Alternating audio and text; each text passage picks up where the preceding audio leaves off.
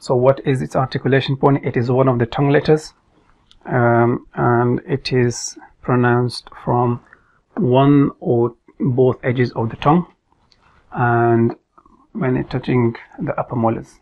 Okay, so that is one or both sides of the tongue. Okay, you can see here as well. And when those parts touching the upper molars, okay, that causes the sound of bod. Similarly here, this diagram and the teeth here. Okay, let me explain. Let me go to the 3D model and explain it there.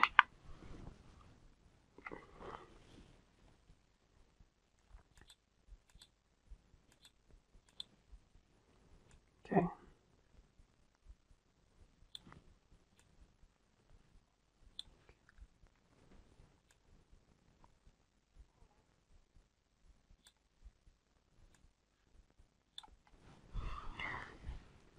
So we have one or two sides of the tongue, okay, and they are touching the top molars. Okay,